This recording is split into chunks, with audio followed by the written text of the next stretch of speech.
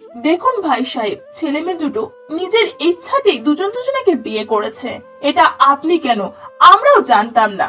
যাই হোক, পরিস্থিতির চাপে কালকে মেয়েটাকে নিয়ে গেছে। আমি জানি আপনাদের খারাপ লেগেছে, কিন্তু তাই বলে তো মেয়েটাকে অস্বীকার করা যায় না। আমরা আজকে আনুষ্ঠানিকভাবে ওদের বিয়েটা দিতে চেয়েছিলাম।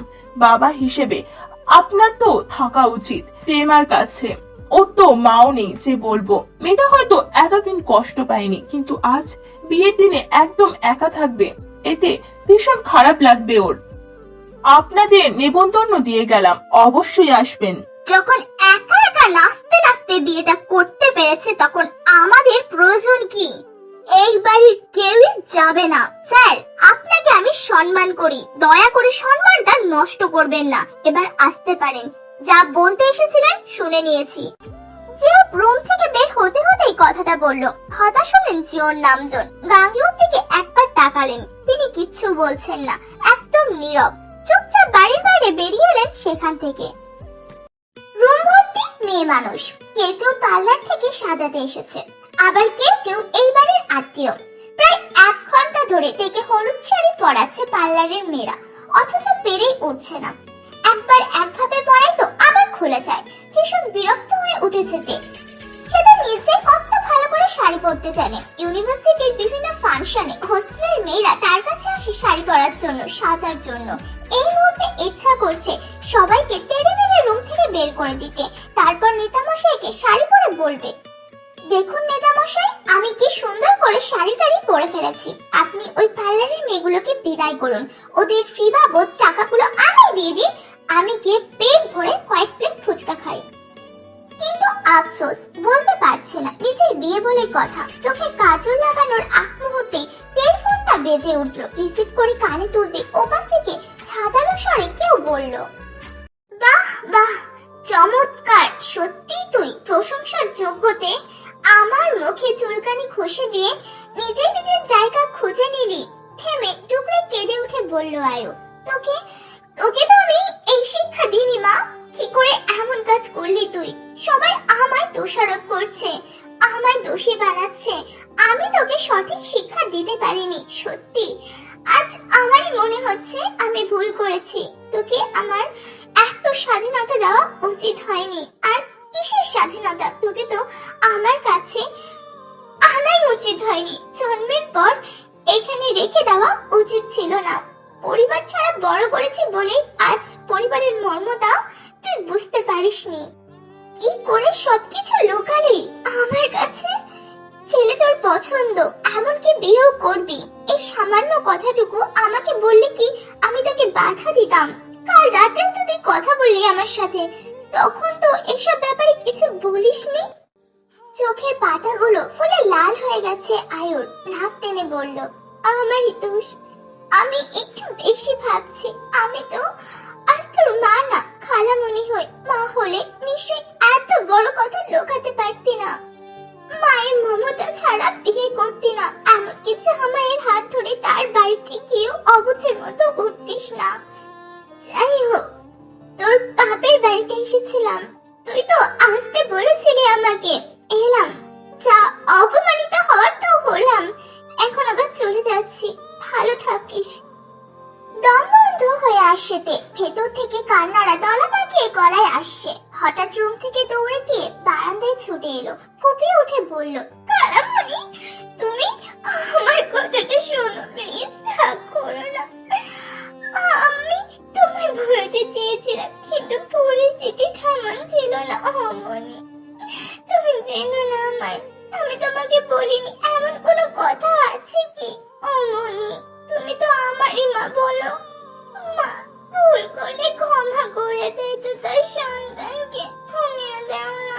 সরি সরি, আর কখনো এমন হবে না। ওপাশ থেকে আয়ুর কান্নার আওয়াজ শুনে আরো জোরে কেঁদে দিল।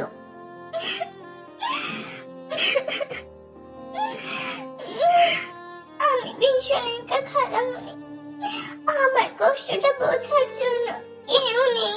আমি আশেপাশে তাকালে আমার আপন কাউকে দেখতে পাই না। দিন শেষে কারোর কাছে গিয়ে নিজের কষ্টগুলো শেয়ার করব এমন মানুষ নেই। এমন কেন হলো আমার জীবন? অন্য 5টা মেয়ের মতো কেন নয় আমি? সব সময় হাসি খুশি থাকার চেষ্টা করি, আনন্দ মজায় নিজেকে মাতিয়ে রাখি। সবাই ভাবে আমার মতো সুখী কেউ নেই, কিন্তু দিন শেষে আমি তো জানি আমি কতটা একা। এই একাকিত্বের মধ্যে হঠাৎ করে একটা মানুষ এলো আমার জীবনে, কিন্তু বিশ্বাস করো আমি প্রশ্রয় দিইনি, একটুকু দিইনি।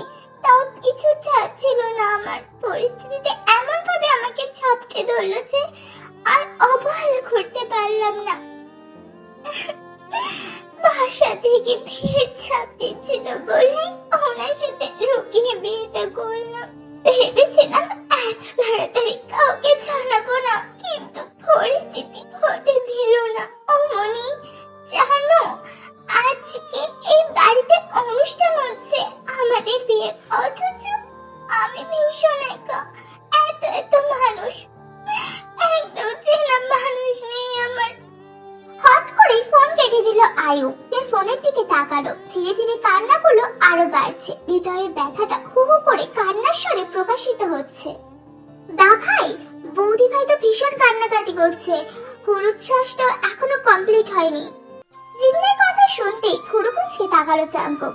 কাঁদছে কেন? নিজের বাবুজিদের সাথে কথা বলছিল সে। দ্রুত পায়ে হনহন করে হেঁটে এলো দোতলায়। রুমের ভেতর ঢুকতেই চারিদিকে তাকালো, কোথাও নেই। এমপি সাহেবকে দেখেই অনেকেই রুম ছেড়ে দিয়েছে। চাঙ্কক এস্তপায় হেঁটে বারান্দার কাছে গেল। দরজা খোলা, ভেতরে প্রবেশ করতেই দেখলো দেয়ালে হেলান দিয়ে হাঁটু মুড়ে বসে অনবরত কান্না করছে। গায়ে হলুদের শাড়ি এলোমেলো হয়ে ফ্লোরে গড়াগড়ি খাচ্ছে।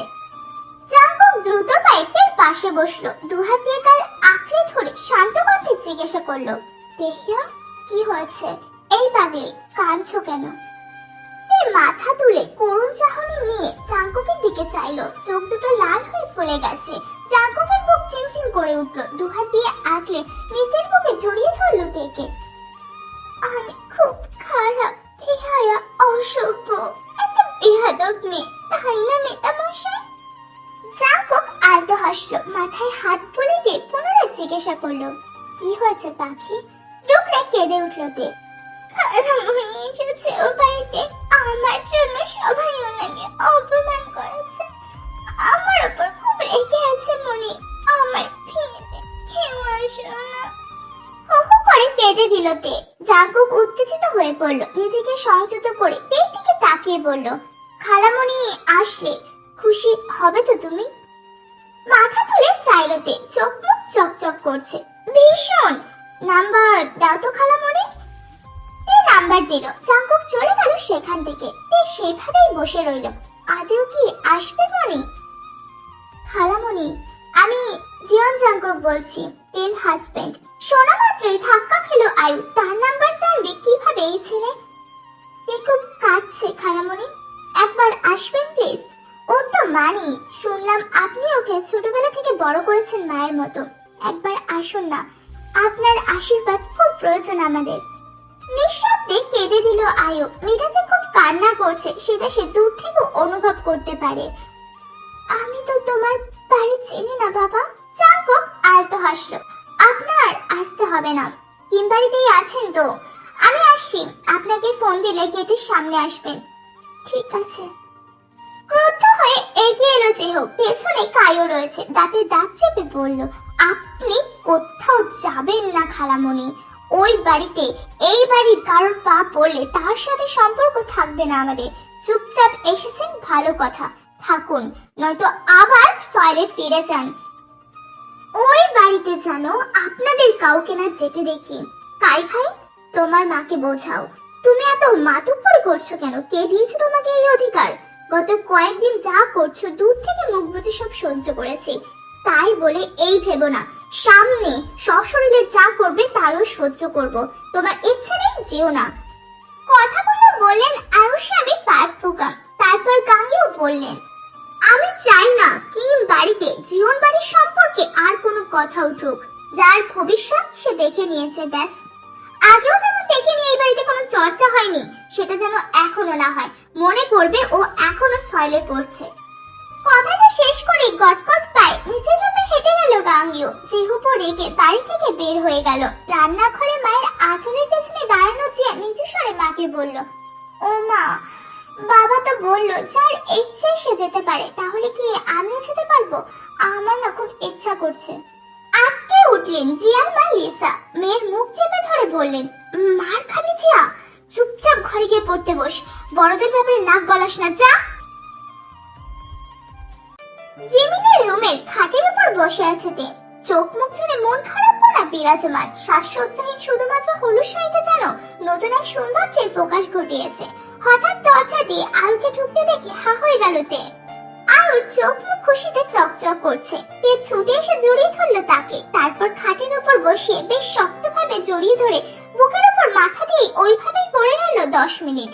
কেউ টু শব্দও করলো না। প্রায় অনেকক্ষণ পর আয়ু নিজে হাতে সাজাতে বসলো তেকে। শৈলের নিজস্ব পার্লার ছিল এককালে তার, কিন্তু গত 4 বছর ধরে বন্ধ করে দিয়েছে সেটা। খালামণির পার্লারের কারণে তে শাড়ি কিংবা সাজগোজে বেশ পটু। চমৎকার ভাবে নিজের ভেতরে সবটুকু দিয়ে আজ থেকে সাজিয়েছে আয়ু। একটু পরে গায়ে হলুদ। জাঙ্কুকার থেকে তাদের ছাদে নিয়ে একসাথে বসে গায়ে হলুদের অনুষ্ঠান পালন করছে সবাই।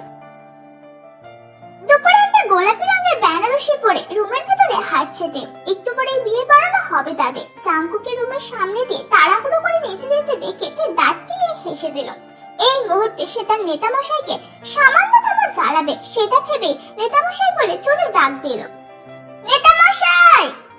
দুম করে দাঁড়িয়ে পড়ল জাঙ্কুক। তে ছুটতে ছুটতে সিঁড়ির কাছে এলো। হাঁপিয়ে উঠে বলল, নেতামশাই, ভীষণ গুরুত্বপূর্ণ একটা কথা ছিল আপনার সাথে। হাতের ঘড়ির দিকে তাকিয়ে সিরিয়াস ভঙ্গিতে জাঙ্কুক বলল, হ্যাঁ বলো, তাড়াতাড়ি। কিছু রাজনৈতিক নেতা আসবে, ওদের রিসিভ করব। আসলে আমি ভাবছিলাম, শুনছেন তো? আরে বাবা শুনছি, বলো। নিউটন পড়তেন মোমবাতির আলোয়, ঈশ্বরচন্দ্র পড়তেন ল্যাম্পপোস্টের আলোয়, শেক্সপিয়ার পড়তেন মশালের আলোয়।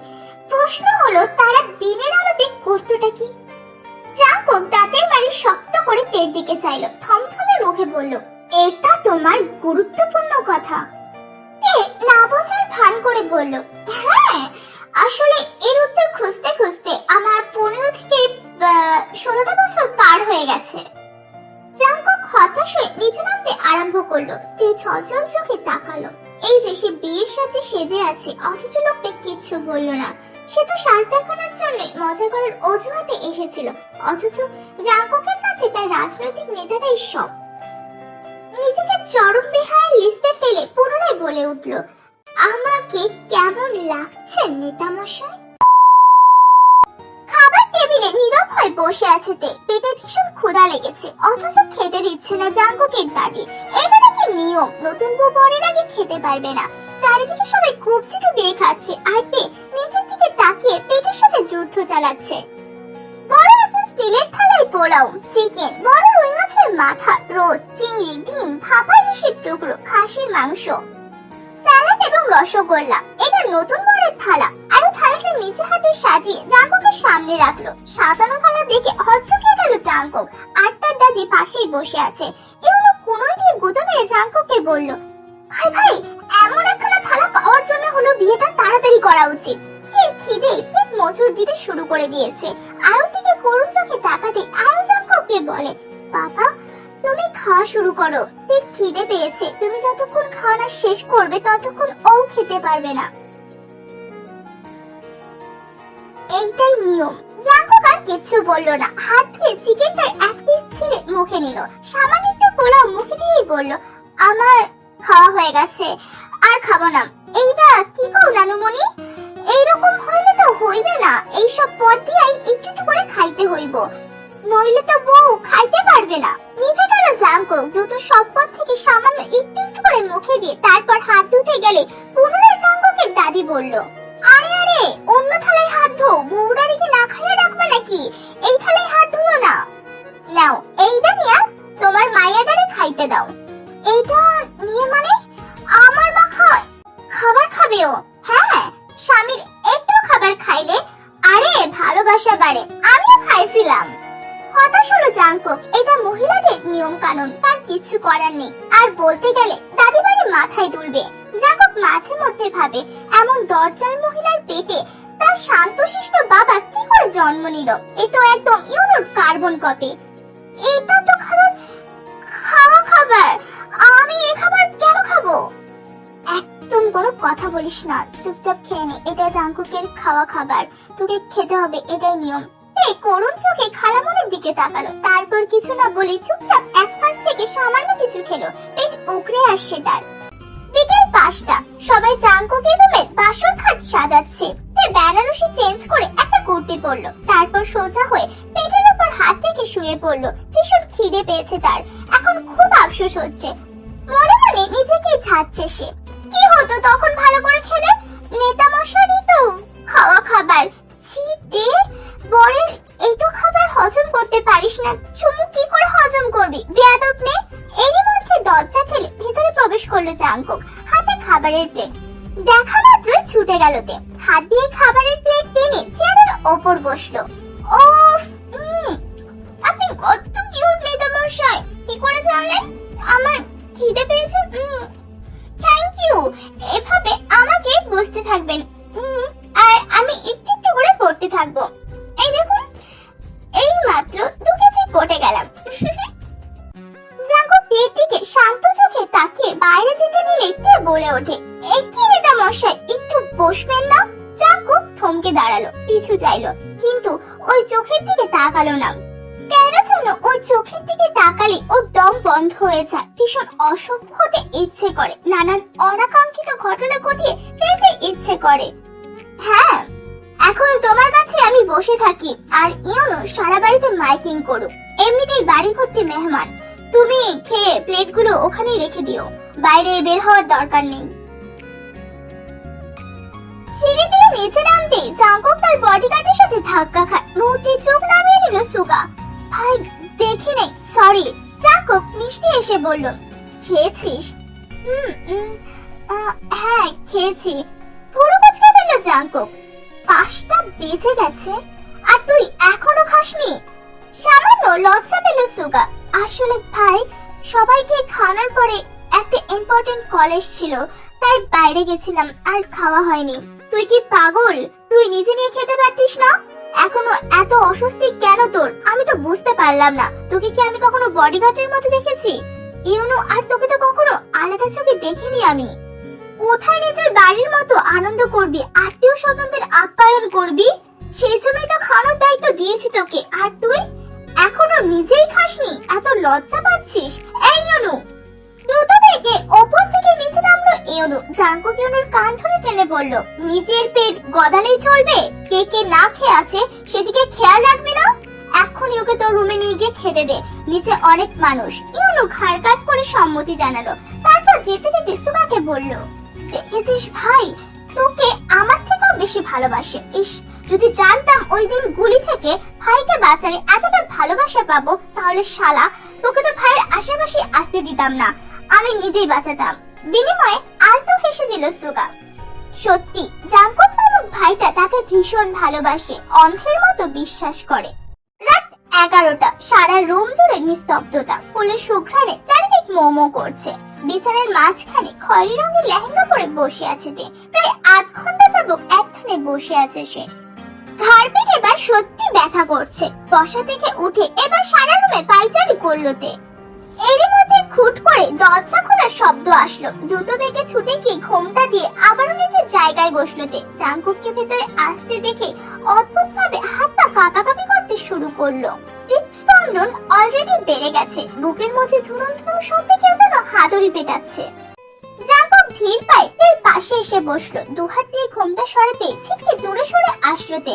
এই, একদম না, আমাকে ছোঁয়ার চেষ্টাও করবেন না। দুপুর বেলায় জিজ্ঞাসা করেছিলাম আমাকে কেমন লাগছে, আপনি কি আমার প্রশ্নের উত্তর দিয়েছিলেন? না, দেননি। নিজের ইগো দেখে চুপচাপ চলে গিয়েছিলেন। এখন এসেছেন লুচুগিরি করতে। ফেঁপা চাকা খেয়ে গেল জাঙ্কুক। সারাদিন তো ঠিকই ছিল, যত সব রাত বাসর করার সময় বের হলো। নিজেকে সংযত করে ধীর কণ্ঠে বলল, আমি তো আমার বউকে একাকী নীরবে এক রুমে খুঁটিয়ে খুঁটিয়ে দেখতে চেয়েছিলাম, তাই বলিনি। আর আসল কথা হচ্ছে নিজেকে সামলাতে পারতাম না তখন, তাই ইস হয়ে গেল। লজ্জায় দু হাত দিয়ে মুখ ঢেকে ফেললো তে। তারপর বিছানার এক পাশে গিয়ে গুটিসুটি পাকিয়ে শুয়ে পড়লো। হতভম্ব হয়ে গেল জাঙ্কুক। আদেও কি রাগ করেছে তে? হাতের গিফটটা টেবিলের উপর রেখে ঘড়ি খুললো। তারপর লাইট নিভিয়ে জানালা খুলে দিল। ঘরে অলরেডি একটা মোমবাতি জ্বলছে। ধীর পায়ে বিছানায় উঠে নিজেদের পাশে শুল।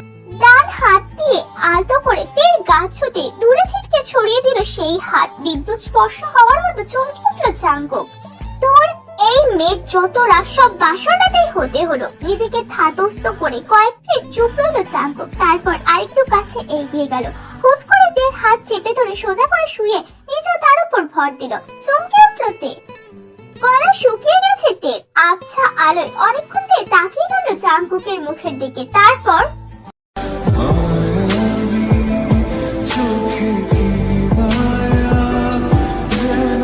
ভীষণ গরম লাগছে তাই না? চলো লেহেঙ্গাটা খুলে দিই।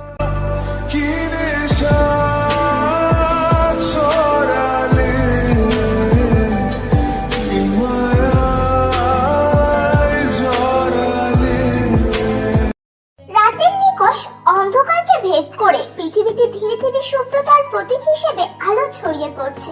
সূর্য এখনো ওঠেনি। পূর্ব দিকের আকাশ সামান্য লাল আভা ছড়িয়েছে মাত্র। জানালা দিয়ে রুমের মধ্যে আলোর রেশ পড়তে আলমোড়া ভাঙলোতে উপর হয়ে উঠতেই জাঙ্কুকের ঘুমন্ত মুখটা দৃষ্টিগোচর হলো। একখানে তাকিয়ে রইল জাঙ্কুকের মুখের পানে। কি অদ্ভুত মায়াবী লোকটা।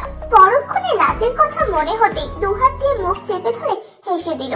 বিছানায় শুয়ে জাঙ্কুকের বুকের উপর ভর দিয়ে পুনরায় খুঁটিয়ে খুঁটিয়ে দেখতে লাগলো। আঙুল দিয়ে সুদাম প্রশস্ত বুকে আঁকিঝুঁকি করতে গিয়ে নজরে এলো হাতের লাল দাগ। পরক্ষণে মনে পড়লো রাতের কথা। নেতামশাইকে বাধা দিতে গিয়ে এক পর্যায়ে কামড় মেরেছিল হাতের উপর। মুহূর্তেই মুখ দিয়ে বিড়বিড় করে পড়ল, অসভ্য এমপি। নড়ে উঠলো জাঙ্কুক। সে তো গভীর ঘুমে নয়, চোখ বন্ধ করে শুয়েছিল মাত্র।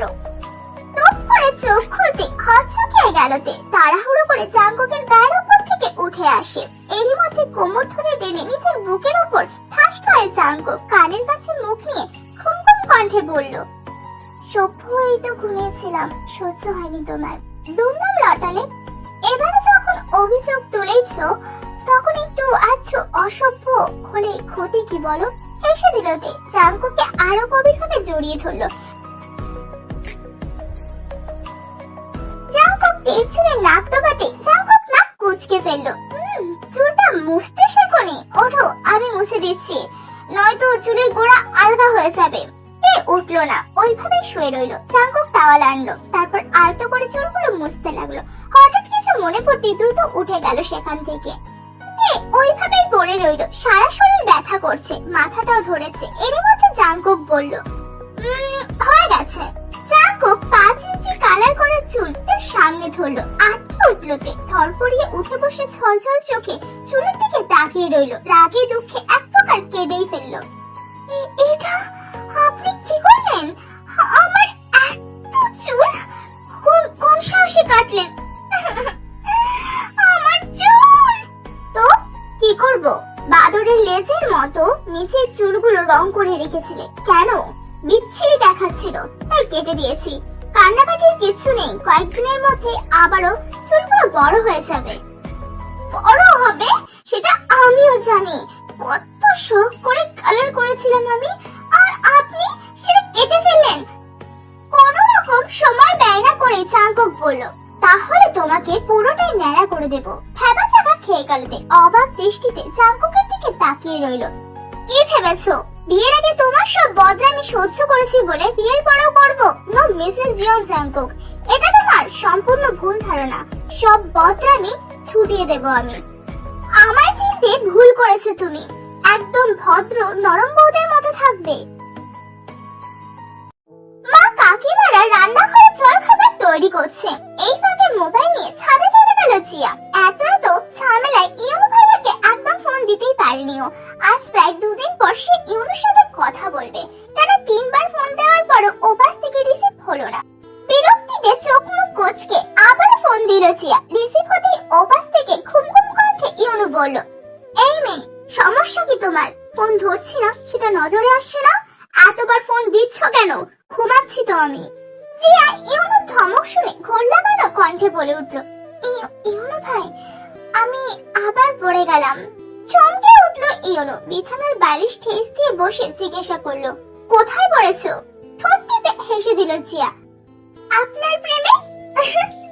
বলছে আপনি ধমকগুলো দিচ্ছেন, আমি 100% শিওর ইউনো ভাই, এটা যদি রেকর্ডিং করে আপনাকে শোনানো যেত তাহলে আপনিও নিজে নিজে প্রেমে পড়ে যেতেন।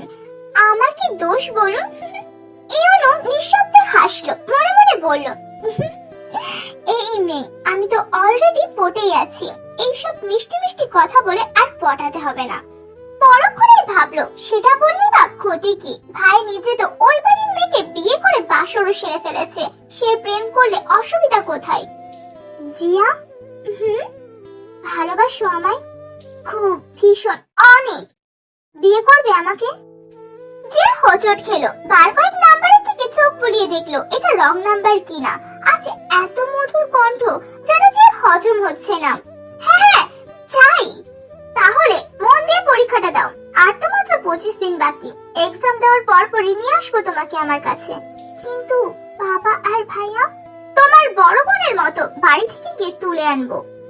জিয়ার খুশি যেন ধরা সীমার বাইরে। তার ইউনো ভাই তাকে বিয়ে করবে ভাবতে ছাদের এই প্রান্ত থেকে ওই প্রান্ত ফড়িংয়ের মতো লাফালাফি করে নাচছে। জীবন বাড়ির সকলের কাছ থেকে বিদায় নিয়ে কিমবাড়ির উদ্দেশ্যে রওনা হলো আয়ু। আসার সময় খুব কেঁদেছে, আয়ুর ভীষণ কষ্ট হয়েছে থেকে ছেড়ে আসতে। মনে হচ্ছিল কলিজাটা ছিঁড়ে দিয়ে চলে এসেছে। বাড়ি ফিরে কি করে ছেলের চোখে চোখ রেখে কথা বলবে সে?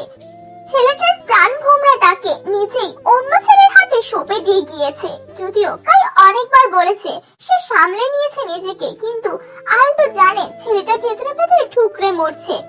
টাকা জমিয়ে বিয়ের জন্য আংটি কিনেছিল কাই, সব সময় আংটিটা নিজের পকেটেই রাখতো। এই তো এখানে আসার আগে আংটিটা তার হাতে দিয়ে বলেছিল বিয়ের স্বামীকে উপহার দিতে। প্রথমে আনতে চাইনি আয়ু, বাধ্য হয়ে এনেছে। ইস, ছেলেটা মনে না করিয়ে দিলে আত্মীয় স্বজনের সামনে মাথা কাটা যেত। হুট করে আসতেই তো কোনো উপহার আনা হয়নি। খুব শীঘ্রই ভালো একটা মেয়ে দেখে কাইকে বিয়ে দিতে হবে, নইলে ছেলেটা তীর সুখে পাগল হয়ে যাবে।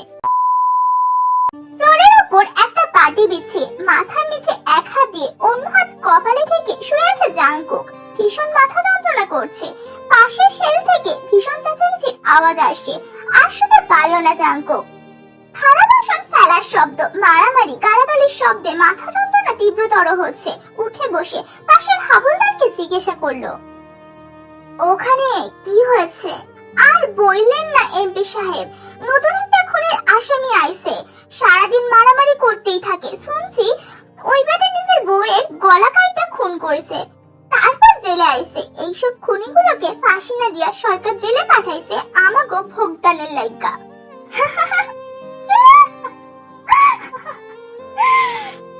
জাংকুক হাসলো, কণ্ঠে কাঠিন্যতা এনে বলল, সব খুনিরা খারাপ হয় না। আর স্ত্রীর মতো সমাজে কিছু বিষাক্ত মানুষের জন্য ওরা খুন করতে বাধ্য হয়। এইসব বিষধর সাপগুলোকে ইচ্ছে করে বারবার খুন করি, একাধিকবার জ্যান্ত করি, আবার খুন করি। কিন্তু আফসোস, ওদের একবারে যে খুন করা যায়। খাপড়ে গেলেন হাবলদার, আলতো আলতো কণ্ঠে বললেন, আপনি কয়টা খুন করছেন? জাংকুক আলতো হাসলো, যেন খুনের কথাগুলো বলতে তার ভীষণ ভালো লাগছে, আনন্দ লাগছে। 3টে মার্ডার, আর 2টোকে পঙ্গু করে জেলে এসেছি। এই এতজনকে খুন করে জীবন জাংকুকের মতো মানুষ জেলে আসবে না। কেটে গেছে আরো প্রায় 2 দিন। এই সময়টাতে জাংকুকারদের মধ্যে দূরত্ব নাই, বরং খুনসুটি বেড়েছে। দুজন দুজনকে আরো গভীর ভাবে চিনেছে, উপলব্ধি করেছে। ঔদ্ধত্যপূর্ণ আচরণ এখন আর লক্ষ্য করা যায় না, বরং বেশ শান্তশিষ্ট হয়ে শাশুড়ির সাথে সংসার গুছিয়ে নিচ্ছে। তবে বাচ্চা দিচ্ছে জাংকুকের। নিত্য নতুন মুহূর্তে নানান ভাবে জ্বালাচ্ছে সে তেকে, যার কারণে বারবার জাংকুকের সামনে লজ্জায় পড়তে হয় তেকে। সকাল 8টা, রান্নাঘরে দাঁড়িয়ে প্লেট গোছাচ্ছে তে। পাশেই জাংকুকের মা আলুর খোসা ছাড়াচ্ছিল। জিমিনের ডাক শুনতেই জিম চলে গেলেন বাইরে। সিঁড়ি দিয়ে হাত খড়ি পড়তে পড়তে জাংকুক নামলো। রান্নাঘরের সামনে এসে আশেপাশে বার কয়েক চাইলো, কেউ নেই। গলার আওয়াজ তুঙ্গি তুলে হাত ছাড়লো, তে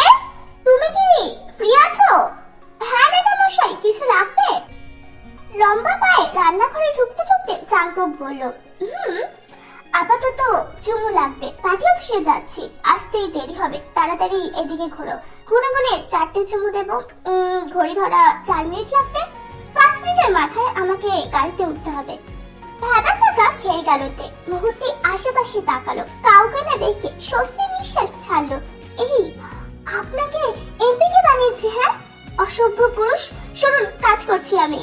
জাঙ্কুক শুনলো না, এক হাত দিয়ে থেকে টেনে নিজের কাছে আনলো, তারপর ঠোঁটে ঠোঁট মিলিয়ে দিল।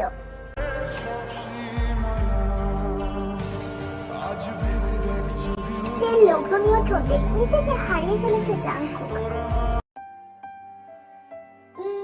মিশন সাকসেসফুল, আসছি আমি বলি এস্তফায় বেরিয়ে গেল রুম থেকে। ঠোঁট মুছতে মুছতে কিছু ভয়ঙ্কর গালি দিল জাঙ্কুককে, তারপর আবারও কাজে মনোযোগ দিল। সারাদিন জাঙ্কুক বা ইউনো কেউ বাড়িতে আসেনি। তে শাশুড়ির সাথে রান্না বান্না শেষ করে ঘরে আসলো, ফ্রেশ হয়ে জানালার সামনে বসে ফোন হাতে নিল। 1:30 বাজে, অথচ লোকটা এখনো আসেনি। সে তো তার নেতামশাইকে খুব মিস করছে। জাঙ্কুকের নাম্বারটিতে কল করতে ওপাশ থেকে কেটে দিল কলটা। আশ্চর্য হয়ে গেল তে, ওনার এত বড় সাহস! তের ফোন কেটে দেয়। ভীষণ খেপে গেল তে, আবারও দিল কল, কেটে দিল জাঙ্কুক। তে আবারও কল দিল, বাধ্য হয়ে ফোনটা রিসিভ করে দাঁতে দাঁত চিপে জাঙ্কুক বলল, মাথাটা পুরোটাই বিগড়ে গেছে তোমার তে, আমি বিজি আছি মিটিং এ, বলেই কেটে দিল কলটা। এক পলক তের যেন মনে হলো তের মুখের উপর জাঙ্কুক কোনো দরজা বন্ধ করে দিল। একে তো ছাড়বে না সে। বাড়িতে থাকলে সারাক্ষণ মৌমাছির মতো ভোবো করে পেছনে, অথচ বাইরে গেলে দেখে চেনেই না মিটিং করছে।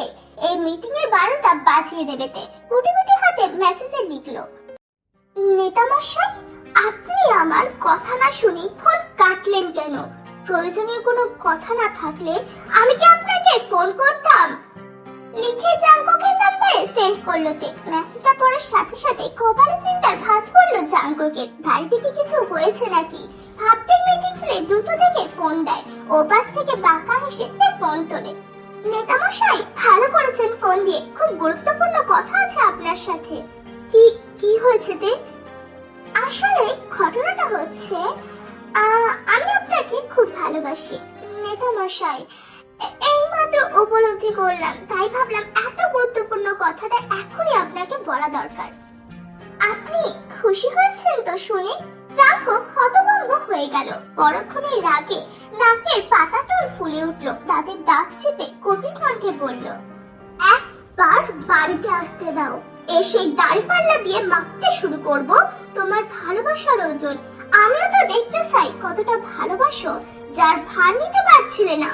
মিটিং এর সময় আমাকে ডিস্টার্ব করতে হলো। আরে ডিস্টার্ব বলছেন কেন নেতামশাই? আমি তো আর একবার যদি ফোন দিয়ে ডিস্টার্ব করেছো তো থাপ্পড়ে গাল লাল করে দেব। বেয়াদব মেয়ে, মশকরা হচ্ছে কাজের সময়, বলেই ফোন কেটে দিল। তে তব্বা খেয়ে কতক্ষণ ফোনের দিকে তাকিয়ে রইল। আজব তো, এমন ভাবে বকলো যেন আমি ওনার সাথে বকারিদের মতো প্রেম করার জন্য পিছু নিয়েছি। আরে বাপ, ঘরের বউ হই আমি তোর। ধুর, আজকে বাড়িতে আসো, তারপর দেখাবো মজা। রাত 8টা, পড়ার টেবিলে বসে আছে জিয়া, কিন্তু বইয়ের ভাঁজে ফোন। স্ক্রিনে জলজল করে ভাসছে ইউনোর ছবি। পৃষ্ঠা উল্টাচ্ছে, একবার ছবি দেখছে তো আরেকবার চুমু খাচ্ছে ফোনের ওপর। এই মুহূর্তে তার পড়তে ইচ্ছা করছে না, ইউনোর সাথে কথা বলতে মন চাচ্ছে। অনেক ভেবেচিন্তে নিজেকে দমিয়ে রাখতে না পেরে ফোন দিল। বলো। অবাক হয়ে গেল জিয়া। সে ভেবেছিল হয়তো বড়সড় কোনো এক ধমক দেবে ইউনো। খুশিতে আধখানা হয়ে আদরে কণ্ঠে বলে উঠল, পড়ছিলাম কিন্তু মন বসছিল না। আপনার সাথে বারবার কথা বলতে ইচ্ছা করছিল, তাই টুক করে ফোন দিয়ে বসলাম। ঠোঁট টিপে আসলো ইউনো, নিজে আদরে কণ্ঠে বলল, আচ্ছা, কথা বলতে ইচ্ছে করছিল, ভালো কথা। আগামী 15 মিনিট তোমার, কিন্তু তারপর মন দিয়ে পড়তে বসতে হবে। রাজি? রাজি রাজি, একবার রাজি। আস্তে লাফাও, পড়ে যাবি জিয়া। দুজন মানব মানবী কথা বলতে লাগলো। বাস্তবিক ভাবে কথা নয়, প্রেমালাপ করতে লাগলো। দুজন নিজেদের মনের কথাগুলো উজাড় করে দিতে লাগলো একে অপরকে। অষ্টাদশী জিয়া ভালোবাসাকে নিগড়ে নিতে ব্যস্ত। এমন সময় পেছন থেকে দানবীয় হাতটা কান থেকে ফোনটা টেনে নিয়ে গেল। হচ্চকিয়ে গেল জিয়া, সামনে তাকাতেই দেখলো জমরুপি বড় ভাই কিং জাংকুক সুককে। গলা শুকিয়ে আসছে জিয়ার, হাত পা থরথর করে অনবরত কাঁপছে। ফোন হাতে নিয়ে জিও লাউড স্পিকারে দিল। তোমার ওই ভাই না মানলে জাংকুক ভাইয়া যেমন থেকে তুলে এনেছে, আমিও তোমায় ঠিক ওইভাবেই তুলে আনবো। তুমি আসবে তো আমার সাথে? জেহপের বুঝতে বাকি রইল না এটা কে। আস্তে করে ফোনটা কেটে দিল, তারপর হুট করে ঠাস করে এক থাপ্পড় বসালো জিয়ার গালে। মুহূর্তেই হাউমাউ করে কেঁদে উঠলো জিয়া। জিহুক চিৎকার করে বাড়ির সবাইকে ডাকতে আরম্ভ করলো। জিয়াকে টেনে হিঁচড়ে বসার ঘরে নিয়ে সবাই বসার গাঙিউর সামনে টেনে ফেললো। তারপর চিৎকার করে বলে উঠলো, দুদিনের মধ্যে ওর বিয়ে দেব আমি। লেখাপড়ার কোনো দরকার নেই। কিংবাড়ির মান সম্মান সব ওরা দুবোন মিলে মাটির মধ্যে মিশিয়ে দিল। ছি ছি ছি ছি। লিসা নিজের মেয়ের এমন ঘটনা শুনে মুখে আঁচল চেপে টুকরে কেঁদে উঠলেন। যেহুব রাগে তার কটমট করছে, জিয়া অনবরত কান্না করছে, ভয় হাত পা কাঁপছে ওর। গাঙ্গেও এক থাপ্পড় মারলেন জিয়ার নরম গালে। রাগে কাঁপছিল তিনি। জিয়ার ঠোঁট বেয়ে হালকা তরল রক্ত বেয়ে পড়ল। তোর সাহস হলো কিভাবে ওই বাড়ির ছেলের সাথে সম্পর্ক রাখার? তুই দেখিসনি এর জন্য কেমন পরিস্থিতির শিকার হয়েছিল গোটা কিং বংশ। তের না হয় বাবা মা কারোর ছায়া পায়নি, শাসন শিক্ষা কিচ্ছু দেওয়া হয়নি, কিন্তু তুই? গাঙ্গেও থামলেন, বাড়ির মহিলাদের দিকে তাকিয়ে বললেন, বাড়ির এতগুলো মহিলা তোমরা, অথচ একটা মেয়েকে ভালোভাবে শিক্ষা দিতেও পারলে না। ও যখন দিনের পর দিন রাতের পর রাত অন্য ছেলের সাথে কথা বলেছে, তখন কোথায় ছিলে তোমরা? কারণ নজরে পড়েনি কেন? থরথর করে সারা শরীর কাঁপছে গাঙ্গেও। জিহুব দ্রুত এসে বাবাকে ধরে সোফায় বসালেন। বাবা, তুমি শান্ত হও, আমি দেখছি। বাড়ির মান সম্মান যাওয়ার আগেই যা ব্যবস্থা নেওয়ার নেব আমি। এটা তো একদম কচি থুড়ি বাচ্চা মেয়ে ভাই, এ কি আমাকে বিয়ে করবে? তোকে বিয়ে করবে মানে? একটু ধাক্কা খেলো হিউংসিক। তুই তো জানিস তোকে বিয়ে করতে চেয়েছিলাম আমি, এমনকি বাড়ির সবাইকেও জানিয়েছে এই বিষয়ে। এখন বাবা খুব জোর করছে বিয়ের জন্য। ভাবছি বিয়েটা করেই ফেলবো। তুই বললে কালকেই বাবাকে নিয়ে আসবো। যেহেতু জীবন বাড়ির সাথে ঝামেলা, তাই যদি ঘরোয়া ভাবে বিয়েটা দেওয়া হয় তাতে আমার কোনো আপত্তি নেই। জিয়াকে আমার ভালো লেগেছে। আর তুই এত তাড়াতাড়ি ছেলে কোথায় পাবি? বেশি বাঁচতে যাস না আবার, পাখি পুরো হওয়ার আমেজ আছে। ভাবনায় পড়ে গেল যেহব। পরক্ষণেই মাথায় আসলো জিয়া পালিয়ে যেতে পারে, ভেবেই রাজি হয়ে যায় ও। তুমি ওর বড় ভাই হও, যা করার ভেবে চিন্তে করো, সব দেখে শুনে নিও। আমার তোমার উপর ভরসা আছে। যেহবের মুখে যুদ্ধ চায় হাসি। কাই কোথায়? ছেলেটা এতদিন পর বাড়িতে এলো, নিজে থেকে থাকতে চাইলো, অথচ ভালো করে আপ্যায়নই করা হলো না তার। দেখো তো কোথায় আছে ও?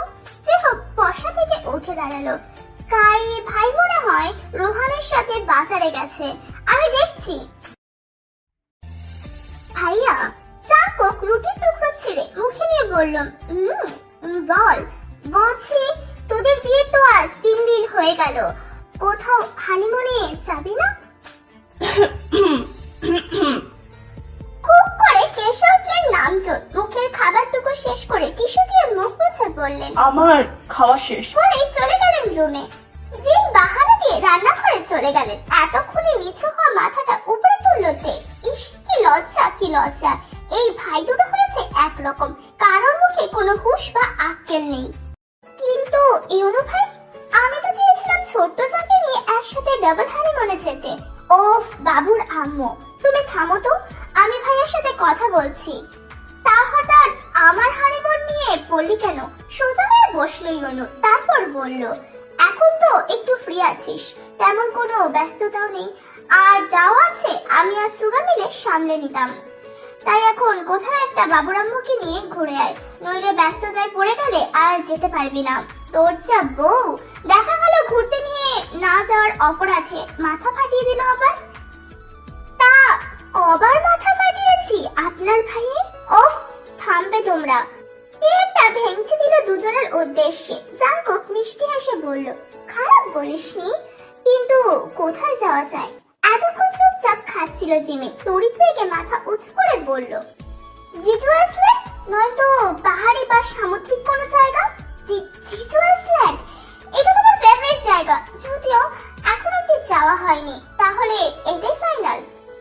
একবার ঘুরে এসে ফুরফুরে মন নিয়ে ভাই হাজির হোক, ঠিক পরক্ষণে সে আত্মসমর্পণ করে বলবে, ভাই তুমি যে গর্তে পা মুচকেছো আমি ঠিক সেইখানে উল্টো হয়ে পড়ে আছি। প্লিজ জিয়াকে আমার করে দাও, প্লিজ প্লিজ প্লিজ। বেবি তুমি এমন করছো কেন? Please calm down. এমন আদুরে কণ্ঠস্বর শুনতেই পিছু ফিরল কাই। পাশের বটগাছের নিচে একটা দামি গাড়ি পার্ক করা, সেখানেই হেলান দিয়ে কথাগুলো বলছে এক অচেনা ভদ্রলোক। কায়ের কাছে বেশ ইন্টারেস্টিং লাগছে, আর একটু সামনে এগিয়ে ভালো করে কান পাতলো। আর না, আর ইউ ম্যাড? আমি বললাম তো আর কয়েকটা দিন পর আমি তোমার কাছে আসবো। প্লিজ বেবি বোঝার চেষ্টা করো, ড্যাডের কাছে আর কয়েকটা দিন থাকি।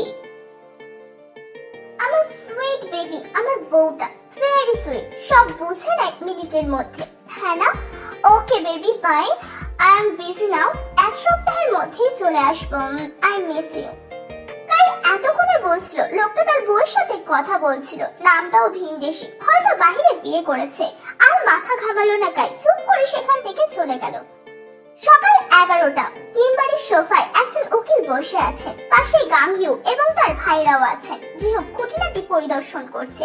বাড়ির বউয়েরা ভীষণ ব্যস্ত, কিন্তু জিয়াকে সাজাচ্ছে।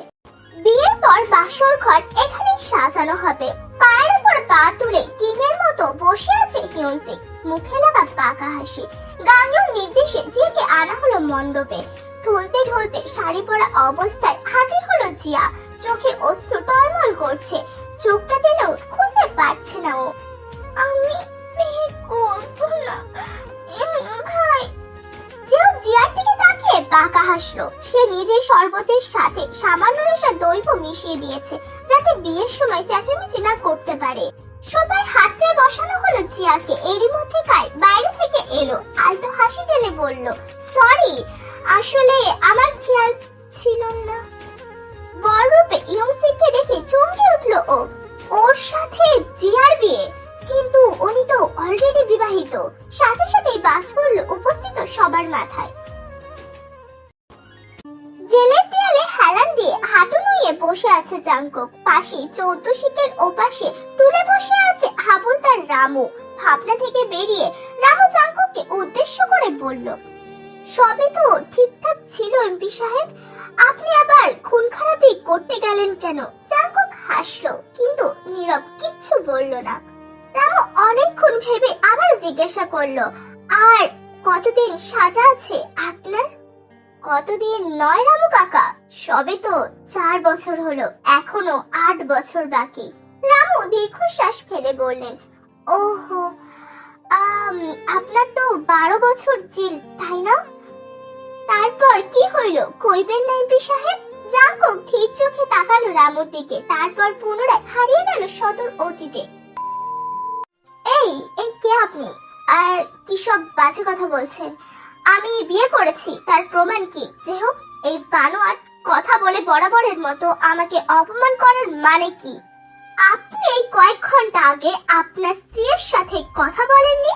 কি যেন নাম? হ্যাঁ, আনা। কপালে বিন্দু বিন্দু ঘাম জমেছে ইয়ংসিকের। ইয়ংসিকের বাবা যেন আরো বিপাকে পড়ে গেলেন। ছেলেটা তার সত্যি বিয়ে করেছে। এখন এই মুহূর্তে সে স্বীকার না করলে মান সম্মান কিচ্ছু থাকবে না। কোনো মতে ধরা পড়লে ব্যাপারটা জনগণের মধ্যে ছড়াতে আর সময়ও লাগবে না। সবাইকে বলবে মন্ত্রী সাহেব একজন বাটপার। সে কি ইয়ংসিক আপনাদের বলেনি যে ও বিবাহিত? আমি তো ভেবেছিলাম সব বলেছে। কি রে, তুই ওনাদের না বলে সম্বন্ধতে জড়াচ্ছিলিস? আসলে ব্যাপারটা আমি আপনাদের খুলে বলছি। ঘটনাটা ও লন্ডনে যাওয়ার পরেই ঘটেছে। ওইখানেও সেটেল হতে চেয়েছিল, তাই ওখানকার নাগরিকত্ব পাওয়ার জন্য আনাকে বিয়ে করেছিল। কিন্তু ওই ভিনদেশী মেয়ে কোনো মতেই কোরিয়াতে আসবে না, আর ইউনসিকো ওইখানে থাকতে চাচ্ছিল না। তাই আমার ছেলে চলে এসছে। এখানে একটা ভালো মেয়ে দেখে বিয়ে করে সংসার করতে চেয়েছে। এক মিনিট, আপনার ছেলে তো বলেছিল ও আবার ওখানে ফিরে যাবে। আরে সে তো চাকরি করে ওখানে। ব্যাস, গাংইউ সামনে নাস্তার পেট ছুঁড়ে মারলেন ফ্রোলে। আমার বাড়ি থেকে বের হও এক্ষুনি, নইলে খুন করে ফেলবো তোমায়। ব্যাগপত্র গুছিয়ে গাড়ির পেছনে রাখলো ইউনো। সবার থেকে বিদায় নিয়ে ধীরে পায়ে বাইরে এলো তে। জাঙ্কুক গাড়িতেই বসা। তে আরেকটু এগোতেই ঠোঁট উল্টে জাঙ্কুককে বলল, আমরা না গেলে হয় না? আমার কেমন জানি লাগছে। আহাম্মক পড়ে গেল দু ভাই। পরবর্তীতে ইউনু থমকে থামকে দেখে গাড়িতে ওঠালো। দুজন বডিগার্ড এসে গাড়িতে বসতেই আটকে উঠলো তে। এ কি, ওনারা কোথায় যাচ্ছেন? তোমাদের হানিমুন দেখতে। বাড়াবাড়ি হয়ে যাচ্ছে ইউনু। আমরা হানিমুনে ঘুরবো আর ওরা পাহারা দেবে। কি অস্বস্তিকর ব্যাপার। ইউনু ভাই, ওরা বাড়িতেই থাকুক। শেষ পর্যন্ত হার মানলো ইউনু। গাড়ি ছাড়ার আগে ইউনু জাঙ্কুকের কানের কাছে এসে বলল, তোকে এত এত ছাড় ইচ্ছাই দিচ্ছি না। আমাকে একটা জিনিস দিতে হবে এর পরিবর্তে। কি লাগবে? এখন বলা যাবে না। আগে তুই বাড়িতে আয়, তারপর বলবো। না করতে পারবি না কিন্তু। আঙ্কেল, আমি জিয়াকে বিয়ে করতে চাই। আপনার কোনো আপত্তি না থাকলে। অবাক হয়ে তাকিয়ে রইল গাংইউ। কাই ভীষণ ভদ্র একটা ছেলে, এই বিষয়ে তার মোটেও সন্দেহ নেই। সেটা ভেবেই তো তের সাথে বিয়ে দিতে রাজি হয়েছিল, কিন্তু ভাগ্য যে সায় দিল না।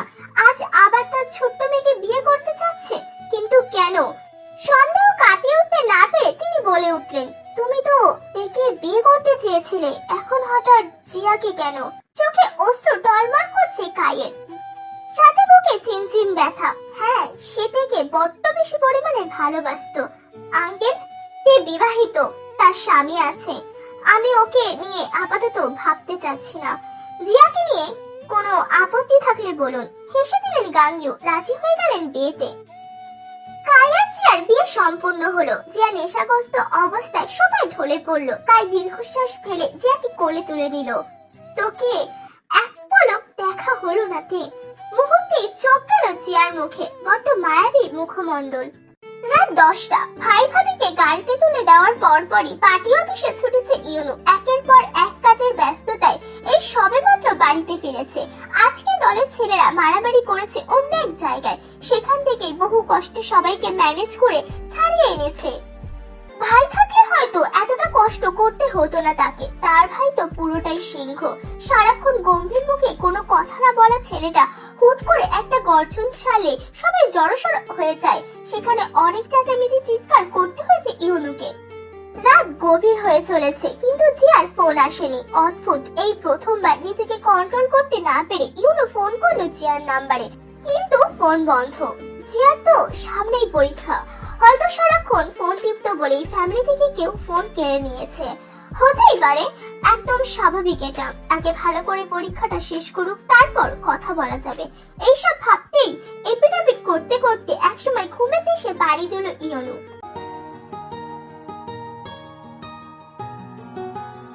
জাঙ্কুকরা প্রায় 2 ঘন্টা আগে এখানে এসেছে। ফ্রেশ হয়ে হালকা কিছু খেয়ে যে যার মতো শুয়ে পড়েছে। যেহেতু অনেক রাত হয়ে গেছে, সেহেতু আজকে আর কোথাও ঘুরতে যাওয়ার তেমন প্ল্যান নেই।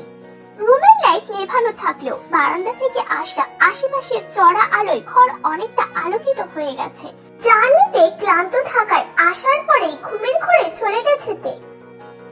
একটু দূরে সরে ঘুমাতে দুহাত দিয়ে কোমর পেঁচিয়ে ধরে টেনে বুকের কাছে এনে ফেললো জাঙ্কুক। তারপর তার কিটমিট করে বলল, খবরদার তে, একদম দূরে সরবে না।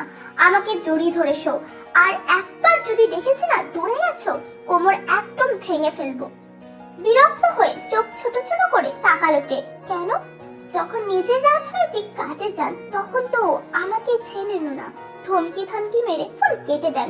আর রাত হলে যত আহ্লাদ ভালোবাসা বাড়ে, তাই না? চিতে, এভাবে কথায় কথায় খোঁটা দিচ্ছ কেন? নেহাত নিজেকে কন্ট্রোল করতে পারি না, নইলে তোমার এই খোঁটার ধারও ধরতাম না আমি। বলেই অন্য পাশ করে শুয়ে পড়লো জাঙ্কুক। দম ছাড়লো তে। যাক, আপাতত রাতটা রাগ করে ঘুমিয়ে থাকো, সকাল হলে ভাঙাবো ভেবে ওপাশ করে শুতে একটানে জাঙ্কুকের বুকের সাথে ধাক্কা খেলোতে। কানের কাছে মুখ এনে জাঙ্কুক বলল, আপাতত তোমাকে ছাড়ছি না পাখি। I need you right now.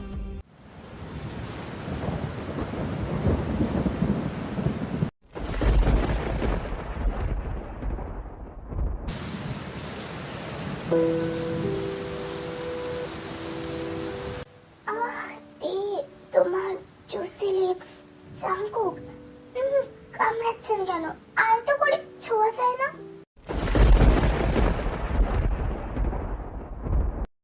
Jungkook মুখ নামিয়ে তার স্পর্শকাতর জায়গায় জোরে জোরে সাক করে।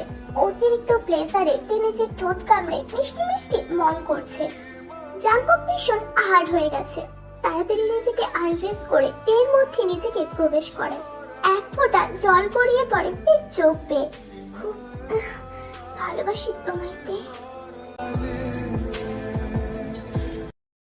সকালের স্নিগ্ধ আলোয় পুরো পৃথিবীটাকে শান্তিময় করে রেখেছে। আশেপাশে হাঁটলে মুহূর্তের মধ্যে আনন্দ জুড়িয়ে যাচ্ছে লোকেদের। স্কুলের ইউনিফর্ম পরে কাঁধে ব্যাগ ঝুলিয়ে সিঁড়ি দিয়ে নামলো জিমি।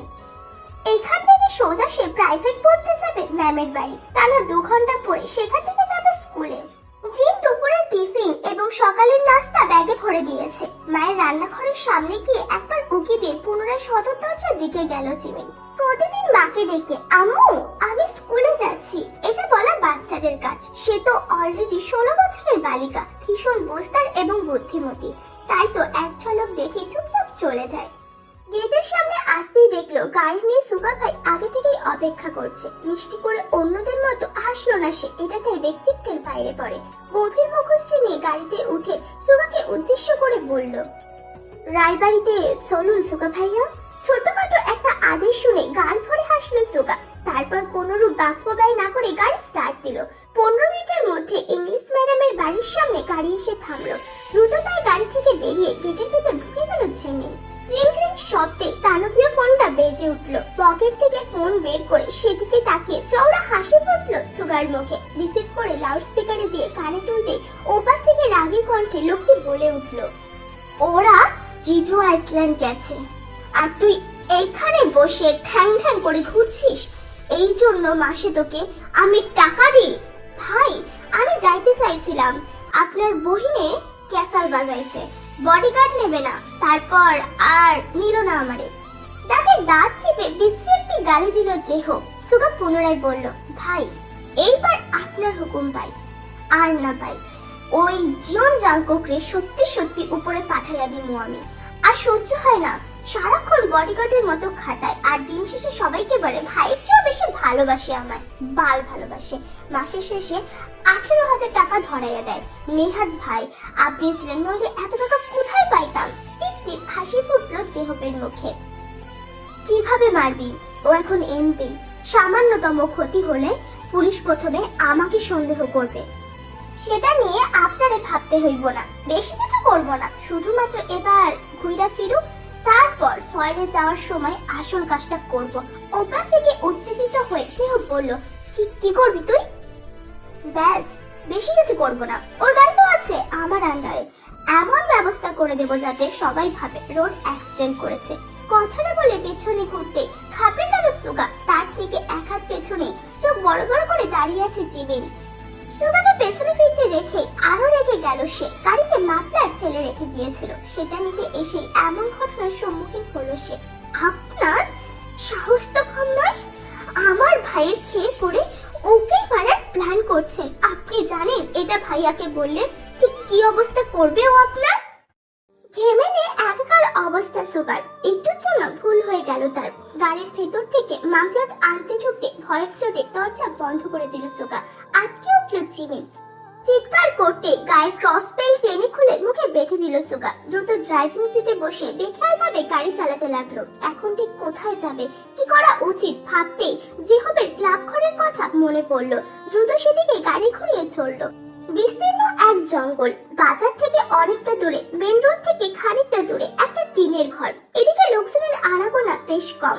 রাত দিন কিশোর জোয়ান ছেলেরা এই ক্লাব ঘরে বসে জুয়া খেলে, টাস খেলে, মদ খায়, গাঁজা খায়। 10 মিনিটের মাথায় সেখানে আসতে গাড়ি ঘুরে জিমিনকে কাঁধে নিয়ে ক্লাবের দিকে হাঁটতে লাগলো সুগা। জোর জবরদস্তি করে মুখ বাঁধায় বেশ ব্যথা পাচ্ছে জিমিন। যন্ত্রণায় চোখ টলমল করছে তার। এটা কি সেই সুগা ভাইয়া তার, যাকে দেখে এইটুকু বয়সে হৃদয়ে আবেগের ঘনঘটা দেখা দিয়েছিল জিমিনের? এটা কি সেই সুগা যাকে এক পলক দেখার জন্য ভাইকে অন্য বডিগার্ডদের বাদ দিয়ে নিজের স্কুলে যাওয়া আসার দায়িত্ব সুগাকে দিতে বলেছিল ও? অন্তরের অদৃশ্য ব্যথা, মুখের যন্ত্রণা সব মিলিয়ে ছোট্ট শরীরটা প্রায় নিস্তেজ হয়ে এসেছে। দুটি রুমের টিনের ঘরটার পেছন দিক থেকে সুগা জিমিনকে নিয়ে উঠলো, কাঠ থেকে মাটির ওপর ছোট্ট শরীরটাকে এক প্রকার ছুঁড়ে মারলো।